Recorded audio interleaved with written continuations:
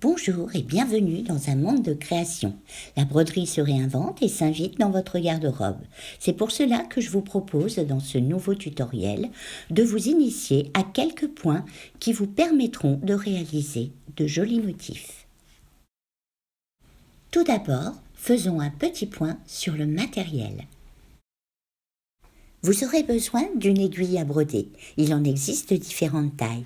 Privilégiez des aiguilles fines pour un travail délicat sur du coton ou du lin. En revanche, utilisez des aiguilles plus grosses lorsque vous brodez sur des matières épaisses comme le jean. Afin de tenir tendu votre tissu, vous aurez besoin d'un tambour à broder. Son utilisation n'est pas nécessaire mais peut faciliter votre travail. Celui-ci se présente sous la forme de 2 cercles entre lesquels vous venez positionner votre tissu. Pour la démonstration, j'ai choisi un tambour de 13 cm, parfait pour réaliser de petits motifs. Toutes les matières sont permises pour broder. Je vous conseille cependant de réaliser vos premiers points sur un morceau de coton. Pour ma démonstration, j'ai utilisé un coton blanc tout simple acheté chez Mondial Tissu. Pour finir, il vous faudra évidemment du fil. Le fil à broder le plus commun est le moulinet DMC. Il offre une très vaste gamme de couleurs et est de très bonne qualité.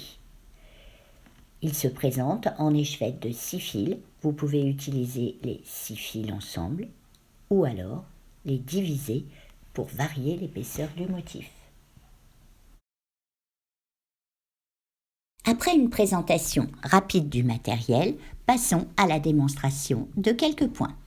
Dans un premier temps, vous allez installer votre tissu sur votre tambour. Séparez vos 2 cercles et positionnez votre tissu sur le plus petit. Repositionnez le plus grand par-dessus afin de coincer le tissu. Tirez sur les bords du tissu afin d'enlever les plis éventuels. Et n'hésitez pas à bien serrer la vis du haut afin que votre tissu ne se détende pas. Les 2 premiers points que je vais vous montrer sont à réaliser sur des lignes. J'en trace donc 2 sur mon tissu en utilisant un simple stylo car ceci est mon exemple. Bien retendre votre tissu sur le tambour.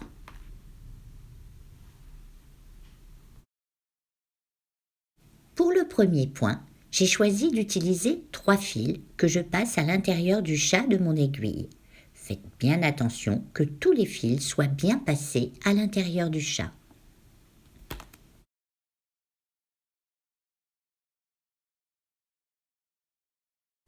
Le premier point de base est le point arrière. Pour le réaliser, piquez votre aiguille par derrière quelques millimètres après le début du tracé de votre ligne.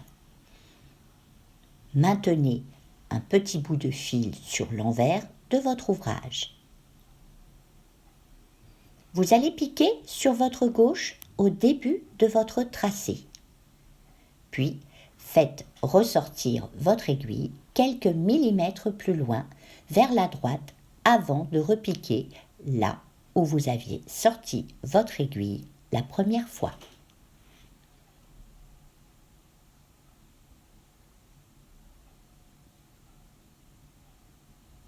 Recommencez en faisant sortir votre aiguille un peu plus loin avant de repiquer en arrière, là où vous avez fait sortir votre aiguille la 2e fois, qui correspond à la fin du 2e point.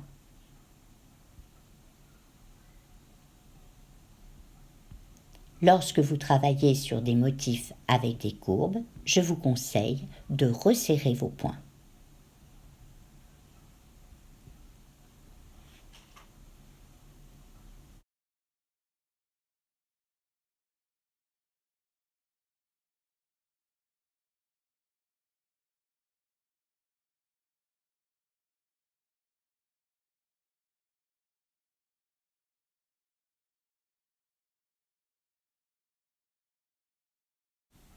Il existe une variante à ce point. Vous commencez de la même façon en faisant sortir votre aiguille sur le devant, puis piquez un peu plus loin vers la gauche et faites ressortir votre aiguille plus loin vers la droite. Mais au lieu de piquer dans le point précédent, vous allez piquer au milieu du point, et ainsi de suite.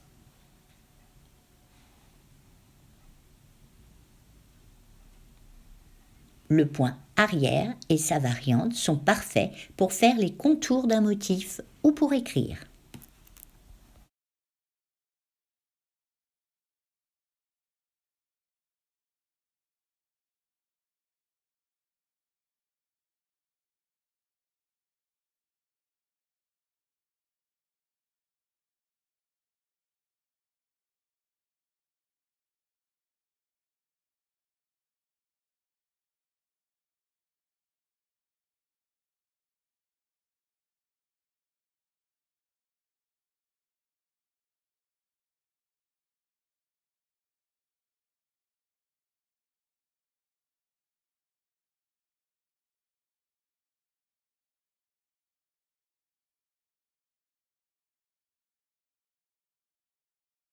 Le deuxième point est le point de tige. Vous allez piquer votre aiguille par derrière au niveau du début du tracé de votre ligne.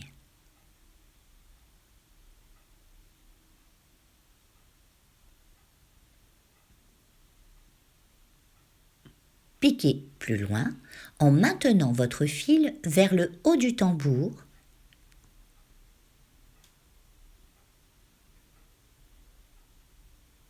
et repiquez au début de la ligne au même endroit où vous avez sorti votre fil.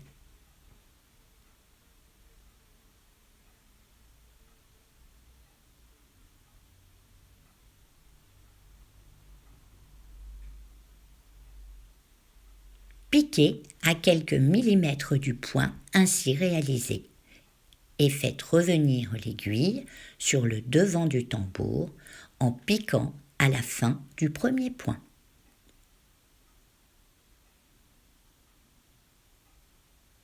Recommencez en piquant plus loin et en faisant revenir votre aiguille en passant par l'extrémité du point précédent.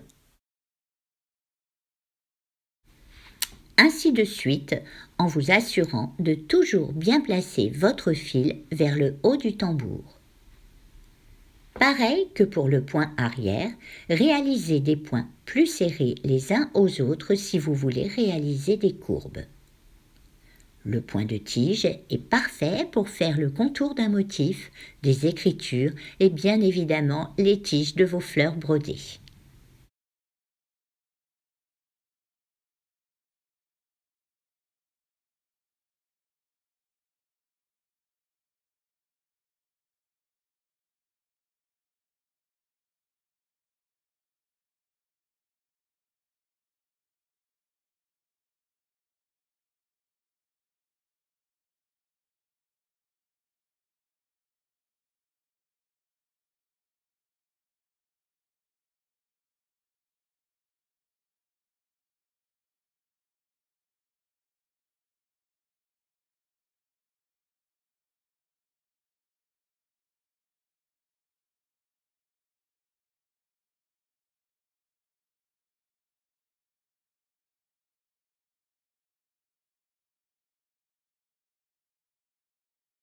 Lorsque vous êtes arrivé au bout de votre ligne, faites votre point normalement.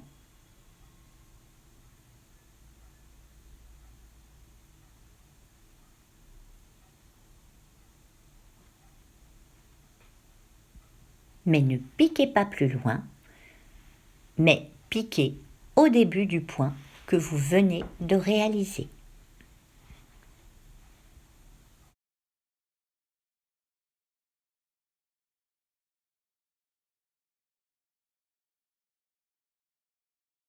Il est important d'avoir un envers propre.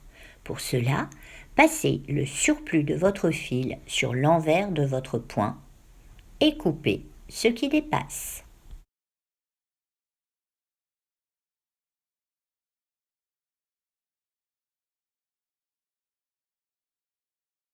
Le troisième point que je vous propose de réaliser est le passé plat.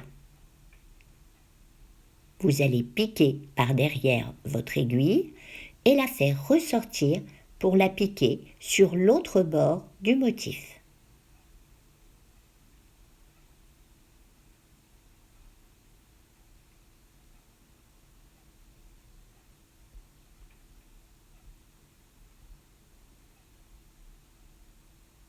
Faites ressortir votre aiguille sur le bord du haut le plus proche possible du point précédent et piquez sur l'autre bord. Le but de ce point est de recouvrir entièrement une surface. N'hésitez pas à repasser si vous vous rendez compte qu'il reste un petit espace entre deux points.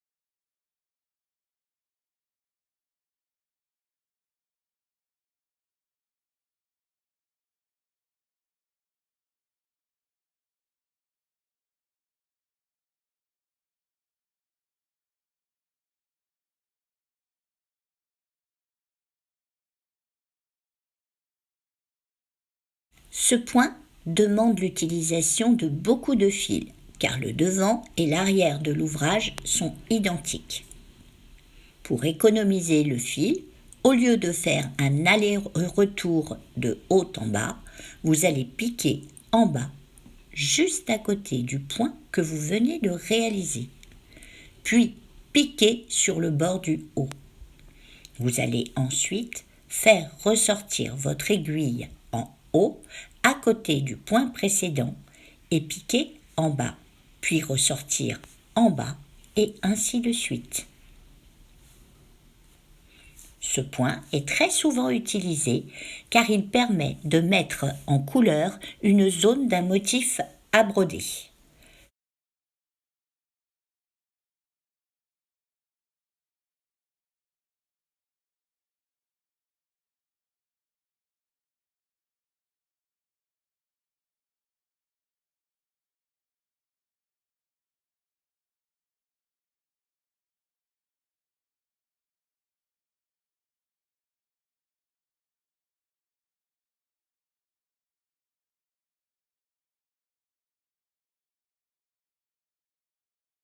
Pour terminer, je coince mon fil sur l'envers et je coupe l'excès.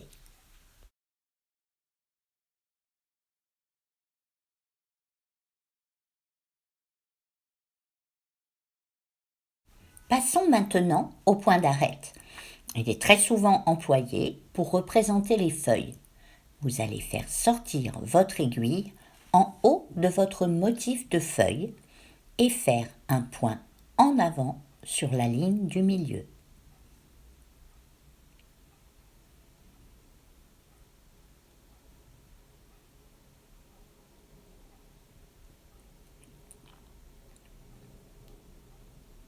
Sortir ensuite l'aiguille de nouveau sur le côté de votre feuille et faire un point oblique à travers la ligne du milieu à la base du premier point.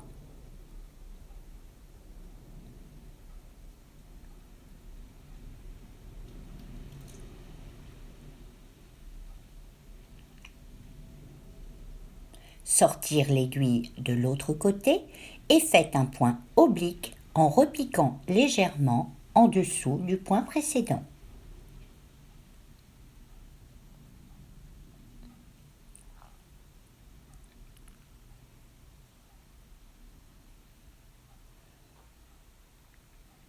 Continuez en alternant de chaque côté jusqu'à ce que la forme soit remplie.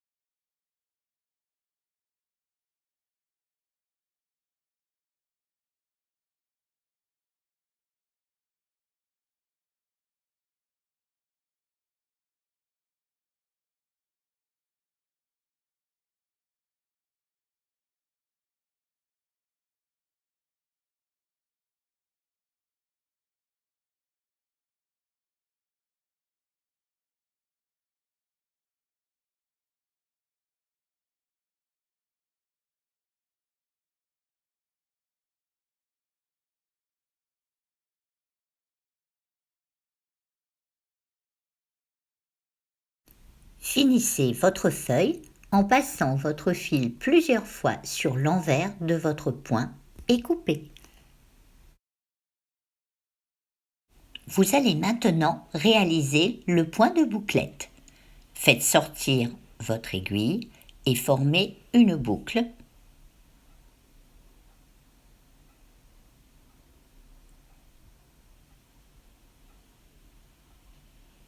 Avant de repiquer à l'endroit où vous venez de sortir.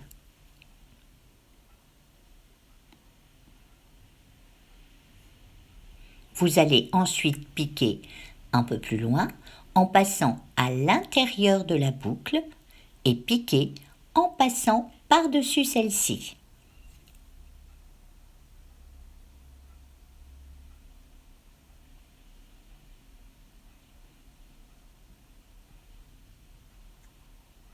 Recommencez un peu plus loin pour réaliser un deuxième point. L'endroit où vous allez faire ressortir votre aiguille la deuxième fois détermine la longueur de votre boucle. Surtout, évitez de trop tirer sur votre fil, sinon vous obtiendrez une ligne.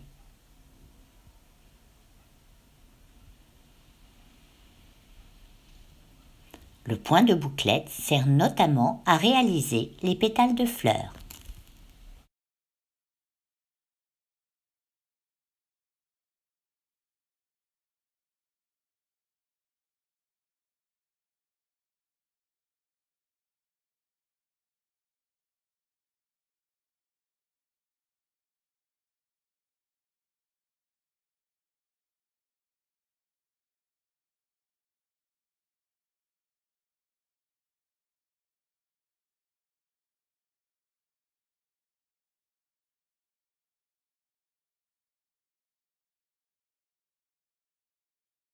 Finissez votre point en attachant votre fil sur l'arrière de l'ouvrage.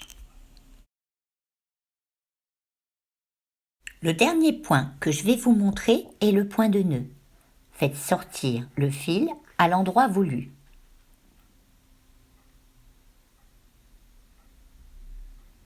Positionnez votre aiguille sur le fil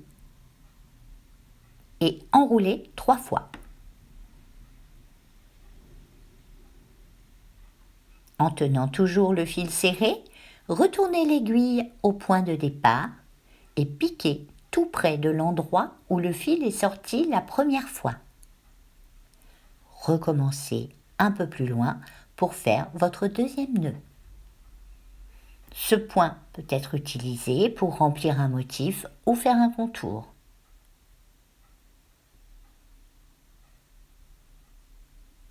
La petite difficulté de ce point est qu'il faut conserver la tension dans le fil qui permet d'éviter que le nœud se défasse, mais conserver assez de mou pour que l'aiguille puisse passer.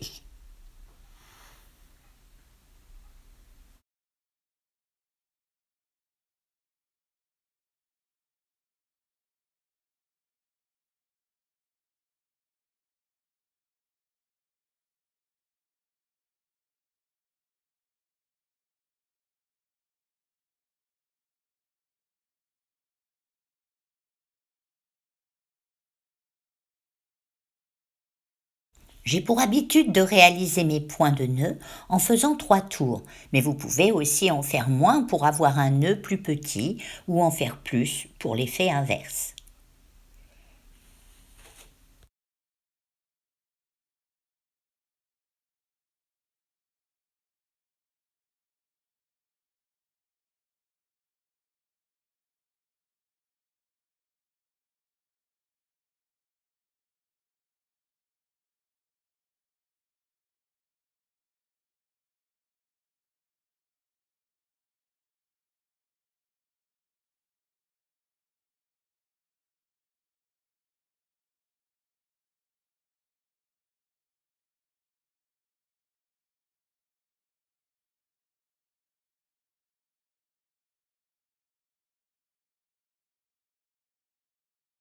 Terminez en fixant votre fil.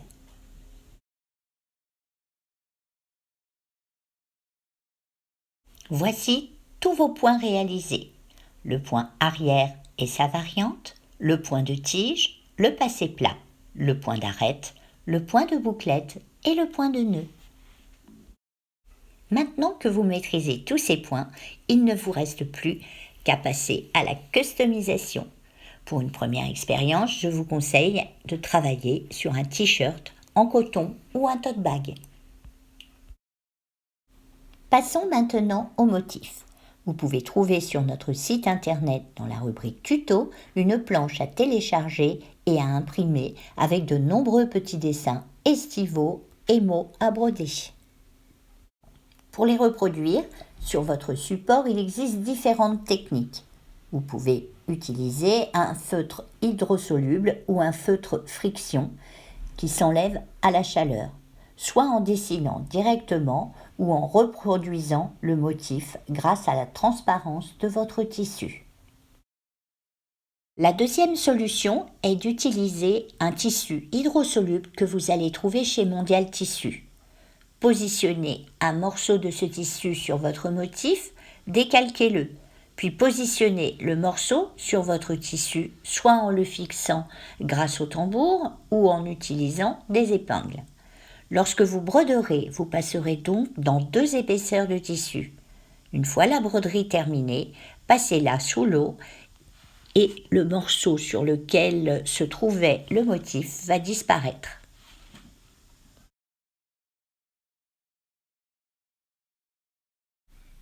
Voici quelques exemples réalisés à partir de notre planche disponible sur notre site.